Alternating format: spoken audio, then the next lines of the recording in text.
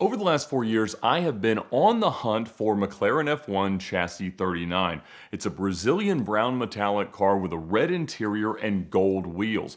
And the car was rejected by Ron Dennis and then actually sold to a British original owner. And then we believe it made its way to Italy, and that's when the story of the car got very interesting. And I've made a lot of content about the car, but ultimately what happened is that either as an exchange for some drugs or just as a payment of some kind, it went from Italy into Mexico and was owned by someone named Humberto Ojeda, also known as El Robachivas, the Goat Thief, who was the most prominent drug runner for El Chapo. And he moved hundreds of millions of dollars worth of drugs. And shortly after he got the car, which was probably around 1997 or 1998, he was unfortunately murdered by a competing faction of the cartel.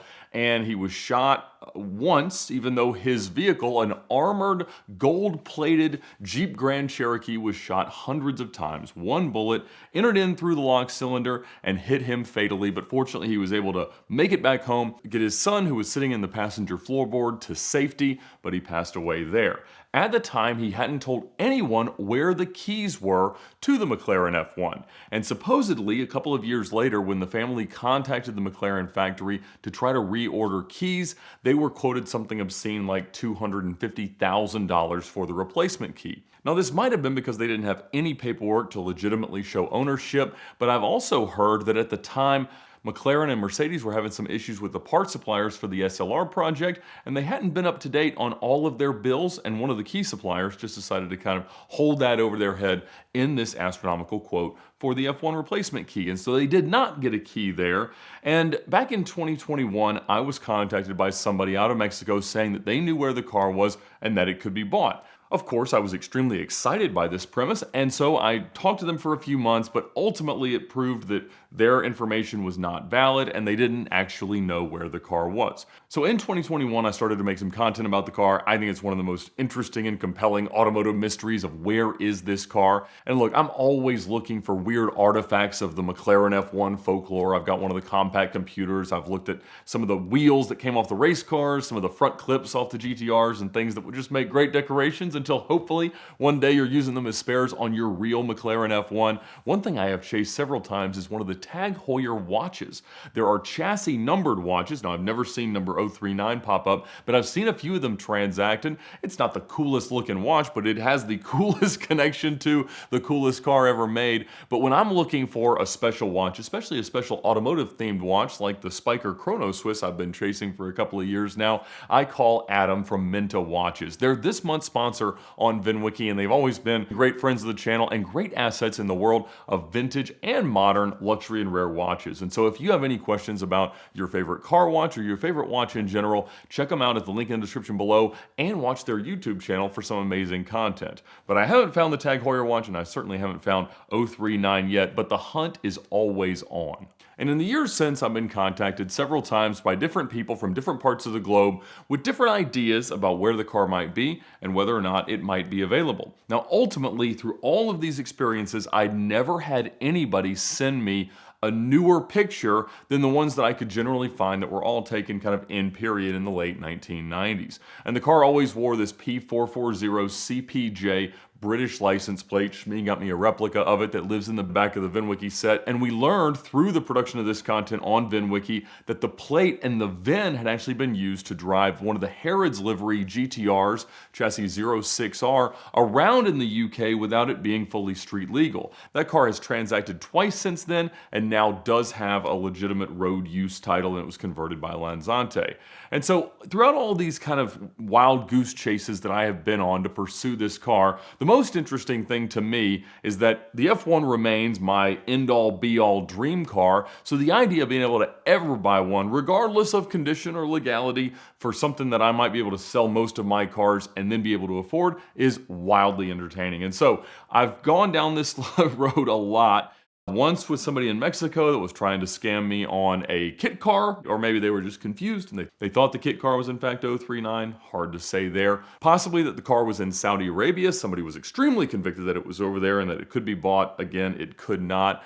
Different things, different ideas. But about 3 weeks ago, I was contacted by, let's say, the most communicative and sincere sounding person about this car, and he claimed that he had just stumbled upon it in a collection of cars on the Isle of Man. So in the UK, he had gone to a collection to buy a Renault concept car and ended up also buying an Alpine rally car, he claimed. But when he got there, he said there was a very dirty, paint-failing, absolutely derelict McLaren F1 over in the corner. And he'd seen our content enough to know that we were looking for it. And so he went over there poking around, and he said that the plaque that's in front of the shifter on an F1 that says what the chassis number is, it said 03, but then it was scratched off. Now, this was obviously something that was going to be super compelling to me and very motivating to try to figure it out. So I'm certainly skeptical, but I'm at least, excited about the prospect. And apparently, the collection of cars was being liquidated because he told me that a very famous owner had passed away a couple of years ago. I'm like, I don't know who it is. Could it be Sterling Moss? Who else? And so he's like, I can't tell you who it is right now, but I will soon. And so over the course of 3 or 4 days, he's going back there, warming them up to being comfortable sharing this information with me, he claims. And he's getting these other cars out. And he was supposed to return on a Friday to pick up the V5 logbooks, which is essentially the British version of a title like we would have in the US for the cars that he'd bought. And he asked me to send a letter of intent because he'd kind of had some, very casual discussions that they might be willing to sell this car without any paperwork for 1.5 million pounds, which would be about 1.9 million US. Now, in all the content that we've made, throughout the last few years, generally like great condition McLaren F1s are $10 to $20 million cars. Now, this car, because of its ties to the drug trade, might be subject to seizure in some countries, especially the United States, if it were to come in there. So you'd have to at least talk to the DEA about whether or not they're comfortable with you owning it, or if they would need to seize it and then auction it, how you were going to make it move. But regardless, we always thought there would be almost no scenario where the car had any sort of ownership documentation. So if it were ever to come up for sale and I was able to buy it, I would essentially have to hand them the money and get the car immediately because it's almost totally uninsurable other than sort of as parts and cargo as you tried to ship it wherever you take it. And then we would have to go about the path of how do we legitimize the car, get it registered and things like that. And so my mind is racing around all these calculations and all these ideas of what I can do, what lines of credit I can max out, and wherever I can find the debt to buy this car, exactly how I would go about doing it. Because unfortunately, I can't just go about calling Premier Financial Services and asking them for a loan for a car that isn't in the country and doesn't have a title. So I had an idea of how I was going to pull it off, and I was extremely excited that day for him to tell me and send me these pictures that I'd been waiting for now for several years.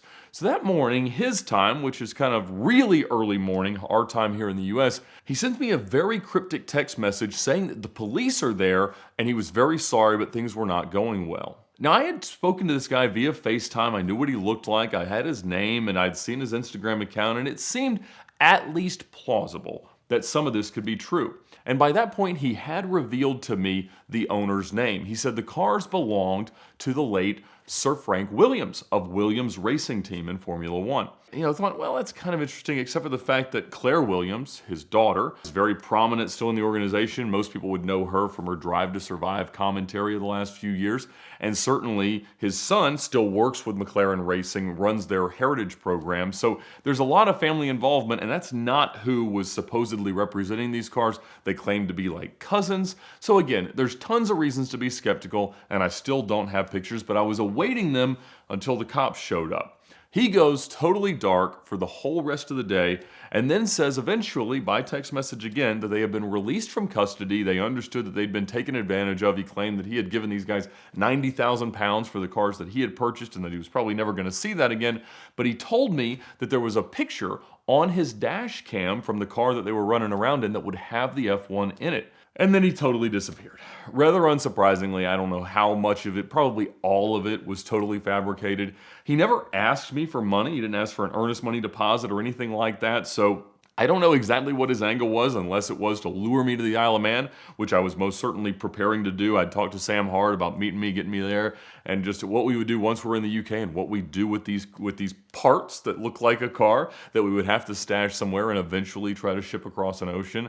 I texted him several times over each day, and at that point, I started to think, well, how else can I start to try to verify that Sir Frank Williams had a collection of cars that was on the Isle of Man and that somehow perhaps he had acquired this car car so many years ago. Because they had said in the discussions that supposedly this guy had had with the people selling the collection off, that the car had been sitting there for about 20 years, so since 2004 or so. And if the car ever were to go back to the UK and change hands, it would probably have come with this, like, don't ever let the public see it. So wherever it's at, it is most certainly hidden, so why couldn't it have been hidden there? So I decided to take to social media and try to contact Claire Williams to see, did she know that her dad might have had a McLaren F1? And I actually was able to get in touch with her. I'm not going to say exactly how, but she was very helpful, very forthcoming, and she said she had no knowledge at all of her father ever having a collection of cars on the Isle of Man, and certainly not a McLaren F1. I was also able to get in touch with some of the team at Williams Heritage, which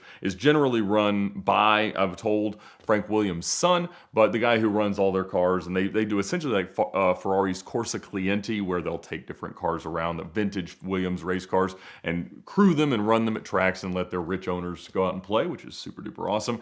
He also said that he had no knowledge of the car being there and that none of the cars were being sold at any point. And so it sounds like it was a total scam, or at least somebody massively misunderstanding a circumstance. I hope that the guy who was communicating with me is all right, and I hope that he did not actually lose all this money trying to buy the other cars. But that's another time where I tried really hard and got really, really excited about the possibility of buying the El Chapo McLaren F1, and still, I have had no luck. But maybe one day you'll come to the VINwiki studio, and right below us will be a very bad condition brown McLaren F1. Once again, I want to thank Menta Watches for their support of the VINwiki YouTube channel this month. If you're looking for information about watches, you inherit a watch collection, or just you need anything in the world of vintage or modern significant and rare watches, the team at Menta, Adam and his guys, they are amazing. They'll be on here to talk about more times where cars and watches interact, deals that they've done for cars and watches, but I know anything you need in the watch world, they can help you out. Check them out at the link in the description below and subscribe to their YouTube channel.